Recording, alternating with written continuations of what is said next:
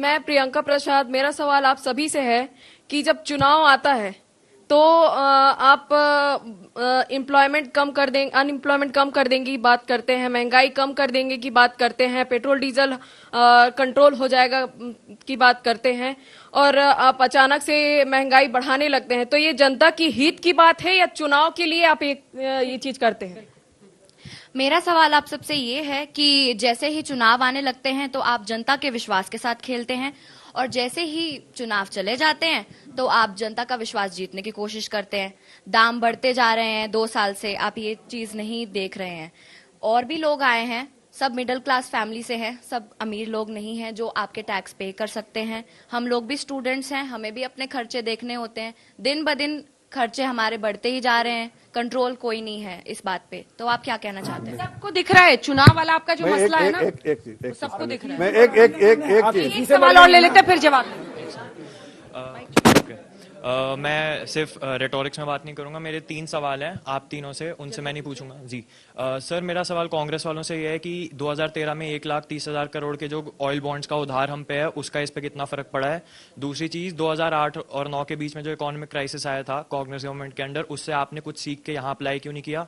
तीसरा सर आपसे कि जो CSR है, जो 2% देना पड़ता है, वो उसको बढ़ाना क्यों नहीं चाहिए, और जो इनकम टैक्स इक्वली इम्पोज होता है वो कैपिटलिस्ट से ज्यादा क्यों नहीं लेना चाहिए। और आपसे मैं कुछ नहीं पूछना चाहूंगा because I don't think communism ने आज तक किसी का भला किया है। Thank you. यही से शुरू करते हैं। आपको एक बार बता दूं, चाहे वो बंगाल, आप समझ गए सर आपके जुलूस का कुछ असर क्यों नहीं हो रहा? वो सुनिए, कोई बात, चाहे वो बंगाल हो, चाहे वो त्रिपुरा हो, चाहे वो केरल हो, यही 3 राज्यों में बेड़ा गर्क हो गया। 1 मिनट, बेड़ा गर्क हो। देखिए, यही 3 राज्य यहाँ पे लैंड रिलेशंस में फ्यूडलिज्म खत्म हो गया। वो कम्युनिस्टों की पहली बात पूछा है। और आपको बता दें, केरल सरकार ने पहली राज्य सरकार है जिसने कहा कुछ नहीं किया, जियो के नेटवर्क को खत्म करके केरल की सरकार का अपना नेटवर्क चलाएंगे, प्रॉफिट मेकिंग को खत्म करेंगे। जब लग जाए नेटवर्क चल जाए फिर बात करेंगे। अभी भी एकमात्र राज्य है जहाँ 50 पैसे का सिक्का चलता है। ये अच्छा है, बादल बोलने में बड़े अच्छे हैं। केरल देखो सबको चुप कर दिया है, जिनको रूल आउट किया वही बोल रहे हैं। नहीं करा। अरे सर,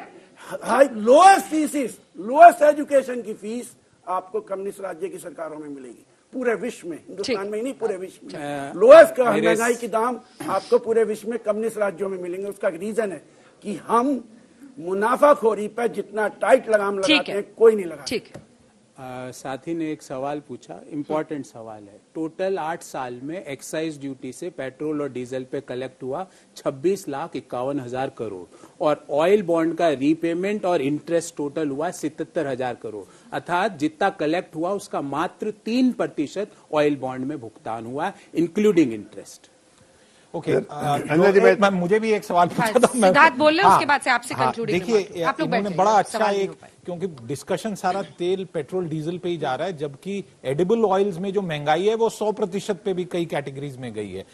जो सवाल पूछा गया कि कंपनीज पे 2% जो सोशल रिस्पॉन्सिबिलिटी है उसको क्यों नहीं बढ़ाया जाए, तो मुझे लगता है कि ये वामपंथ का ही विचार था और यूपीए सरकार में लगाया गया। उसका लाभ कितना होता है मुझे जानकारी नहीं। दूसरा, कॉर्पोरेट टैक्स और इनकम टैक्स, कॉर्पोरेट टैक्स बढ़ाइए, इनकम टैक्स घटाइए, लॉजिकली सही है।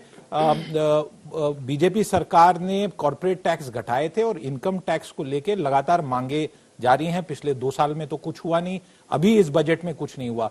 सबसे बड़ा ये सवाल है कि जो मिडिल क्लास है, income paying class, tax paying class, उस पे अंजना जी बहुत बड़ा एक बोझ बढ़ा है पिछले 2 साल में। ये कंबाइंड डबल वैमी है, और कहीं ना कहीं पे मेरे मन में सवाल आता है कि क्या मिडिल क्लास भारत में, जिसे लोगों ने बाहर से आके निवेश किया कि 40 करोड़ मिडिल क्लास है, बहुत बड़ी मिडिल क्लास है, आज वो मिडिल क्लास इतनी कमजोर है कि उससे हर तरफ की मार पड़ रही है, पर उसकी आवाज पॉलिटिकली कहीं पे रेजोनेट नहीं हो रही। अब की बार देखिए अन्ना जी, जनता पर मार नहीं, बिल्कुल नहीं। जनता ही की वजह से तो हम यहाँ खड़े हैं। जनता ही भारतीय जनता पार्टी को जिताती, जनता ही का विश्वास है। राम मंदिर बनवा दिया, सब हो गया। सुन लीजिए, अभी घर भी बनवा रहे सब। इस्लाम साहब, उस बच्चे का सवाल, अरे यार प्लीज, उसका नौकरी कब लगेगी? आपको नौकरी चाहिए? उसका भैया, उसका नौकरी तो पक्की है। कहाँ भेजूं उसको? मेरे पास भेज दी, मेरे पास। कहाँ भेजूं? अच्छा ठीक है, ये सब कॉमेडी बाद में कर लेंगे, अब कॉमेडी बाद में कर लेंगे। वो अपनी जवाब किडनी बेचने को प्लीज तैयार जवाब हो। सुन लीजिए, टाइम खत्म। देखिए, सबसे पहली बात कि सारे स्टूडेंट्स हैं, हाँ। मैं फिर से कह रहा हूं, इस बात को दोहरा रहा हूं, यह हकीकत है कि इंडिया जिस तरह से ग्रो कर रही है, जिस तरह से जो प्रोस्पेक्ट्स है इंडिया में, आगे आने वाले में 2030 तक के जो दुनिया ने इंडिया के बारे में जो एक ओपिनियन बनाया है, तो ये लगता है कि दुनिया में सबसे ज्यादा अगर कोई किस्मत गैस के दाम यही है यार दुनिया में।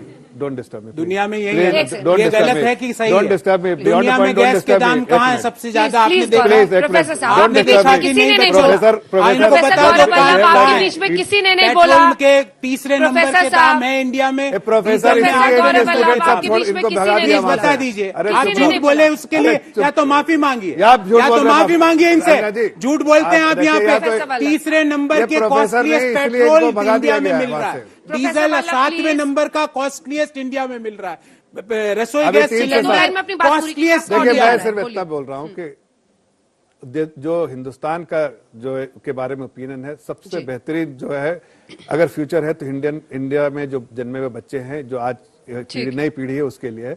जिस तरह का निवेश हो रहा है, जिस तरह की कोशिश हो रही है सरकार द्वारा, वो आगे नौकरियां ही नौकरियां क्रिएट करेंगी। आज आप देखिए कितनी तेजी से जो नौकरियां वापस आई। ठीक है, 6.8% जो बात कर रहे हैं CMEI के, इससे पहले देखिए इन लोगों ने क्या किया था, बैंकों की हालत खराब करके रखी, इकोनॉमी की जो घंटा बैठा के रखा था।